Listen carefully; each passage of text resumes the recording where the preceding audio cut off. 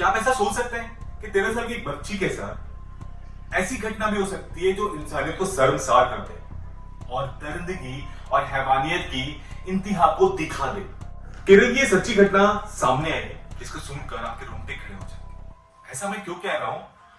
क्योंकि एक 18 साल की लगभग 18 साल की एक बच्ची की घटना सामने आई है जिसका पिछले 5 सालों से 1, 2, 3 नहीं पूरे 64 लोगों ने उसके साथ बारंबार रेप किया।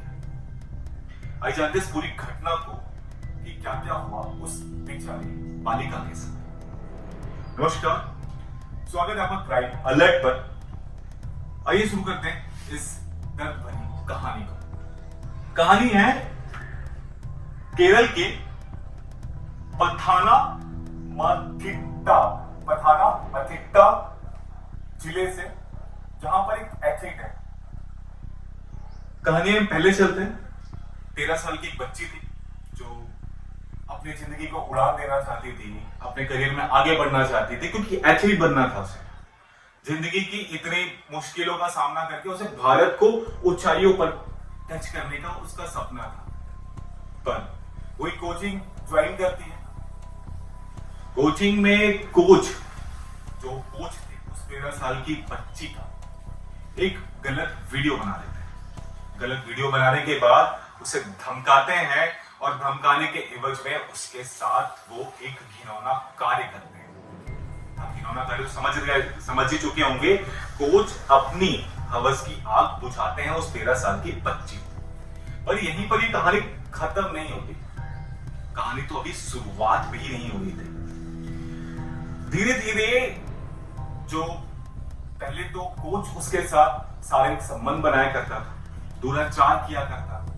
उसके पश्चात डरा धमका के उसके पश्चात उसके खिलाड़ी साथी जो थे, सहपाठी माफ कीजिएगा, जो खिलाड़ी साथी थे लड़कों में, उन लोगों ने भी उस वीडियो को उनके पास तक पहुंचा और वो उसके साथ उसी प्रकार से उसके साथ अनैतिक कार्य करते चले गए।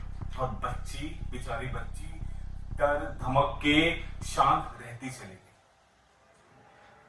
और इसके पश्चात पहले तो कोच, फिर साथ में खेलने वाले लड़के, अब धीरे धीरे ये बात उस स्कूल तक पहुंच गई। अब स्कूल के कुछ बच्चे भी इसमें शामिल हो गए। वीडियो उन तक पहुंचा, वो लोग इसको डराए, धमकाए, ब्लैकमेल किया, फिर वही काम। और ऐसा करते करते आप विश्वास नहीं करेंगे, बेचारी बच्ची जब वो 13 साल की थी तब से उसके साथ अनैतिक कार्य चलता आ रहा था, दुराचार वो सह रही थी। और अब तक जो घटना सामने आई है तब तक पता चला है कि उसके साथ 1, 2 नहीं पूरे 64 लोगों ने बार बार उसके साथ उसका रेप किया है, उसे अपने हवस की आग बुझाई है, उस लड़की के ऊपर दुराचार किया है, अनैतिक कार्य किया है। किस ओर जा रहा है हमारा ये समाज? 64 एक नाबालिग लड़की के ऊपर 64 लोग मतलब बारंबार दुराचार कर रहे हैं। उस लड़की की मानसिक स्थिति सोचिए क्या रहा होगा। वो घर में बता नहीं सकती है, उसका सपना था एथलीट बनने का। उसके साथ उसके कोच ने ये अनैतिक कार्य प्रारंभ किया। कोच, शिक्षक, जिसे हम भगवान का दर्जा देते हैं, भगवान के बाद हमारे समाज पे सीधा सीधा वो, हम शुरू से ही, चूंकि हम सनातन धर्म से आते हैं, भारत एक सनातन धर्म के लिए जाना जाता है, तो यहाँ पर हम प्रारंभ से पढ़ते आ रहे हैं कि जो शिक्षक होता है वो भगवान से ऊपर उसको रखा गया है। भगवान से ऊपर गुरुओं का स्थान।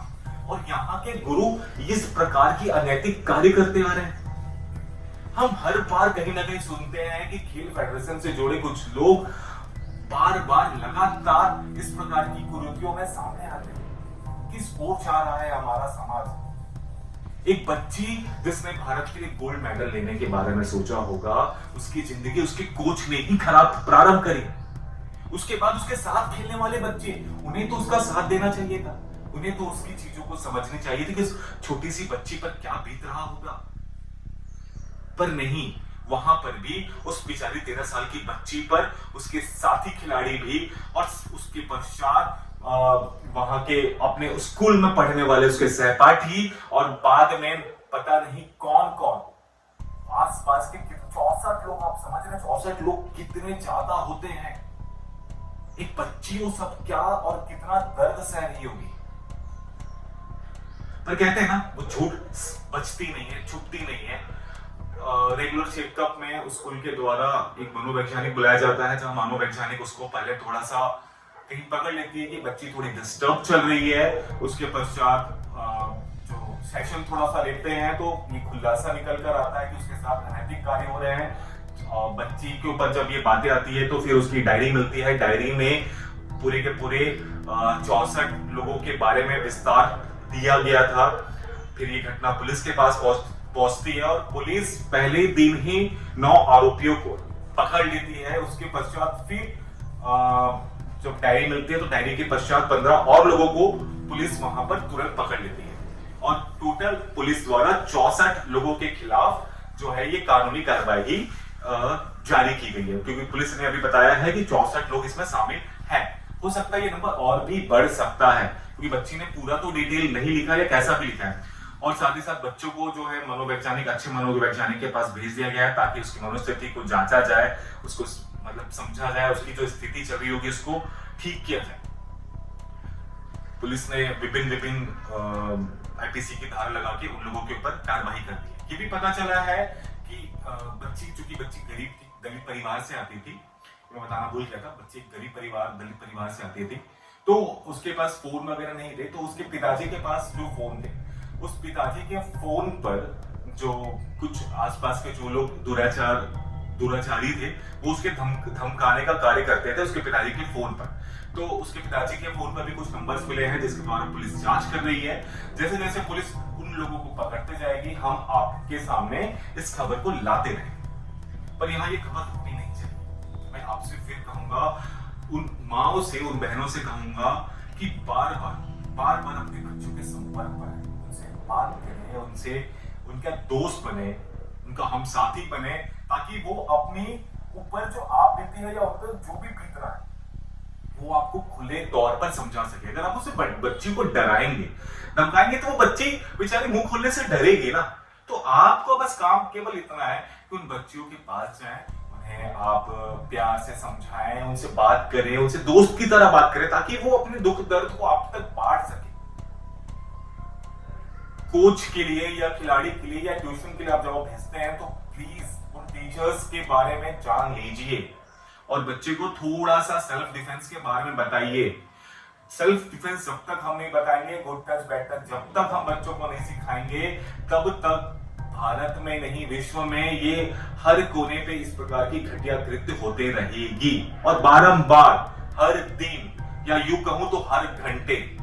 तो आप जागिए, ये माताओं मैं आपसे कह रहा हूं, आप जागिए और उन लोग अपनी बच्चियों को जागरूक करिए, अपने बच्चों को पास बुलाइए, अपने बच्चों से दोस्ताना बिहेव रखिए। साथ ही साथ उन्हें जो कराटे या जो भी प्रकार के जो ट्रेनिंग है उसको दीजिए। और कोच या ट्यूशन क्लासेस या अपने स्कूल्स वगैरह में जहां जाते हैं वहां एक बार रूटीन चेकअप करवाते रहिए या रूटीन चेकअप करिए, या आप वहां पर पहुंचिए, अपने बच्चे के बारे में देखिए, समझिए, जानिए। तब ये घटना रुक सकती है। अगर हम ही कंट्रोल नहीं करेंगे, हम अपने बच्चे को यूं ही छोड़ देंगे किसी और के भरोसे, तो कैसे होगा? थोड़ा सा केयर करिए। और आपके जो मेरी वीडियो देख रहे हैं, अगर आपकी बच्ची नहीं है, अगर आपकी जान पहचान में जिसके पास ये छोटी छोटी बच्चियां हैं, उन तक हमारी वीडियो को शेयर करें ताकि वो लोग इस कहानी को देखकर जागरूक हो सकें और अपनी बच्चियों के साथ कभी गलत होने की संभावना भी ना होने दिया जाए, क्योंकि ये होना ही कितनी गलत बात है। उस बच्ची की मानसिक स्थिति सोचिए, 64 अलग अलग लोगों द्वारा उसके साथ बारंबार लगातार दुराचार 5 सालों से वो सह रही है। क्या मानसिक स्थिति होगी? क्या वो समाज में बेचारी डरते डरते रह पाएगी? कहीं पर भी रह पाएगी? वो तो हर किसी को एक शक की निगाहों से देखेगी, कोई भी उसको बुलाएगा वो डर जाएगी बेचारी। सोचिए थोड़ा सा प्लीज। उन हैवानों को, उन शैतानों को क्या सजा मिलनी चाहिए, हमें कमेंट जरूर बताइएगा। अगर आपको वीडियो पसंद आया हो तो वीडियो को लाइक और चैनल को सब्सक्राइब करना बिल्कुल ना भूलें। मिलते हैं कल एक नए वीडियो के साथ, तब तक मैं विकास साइन।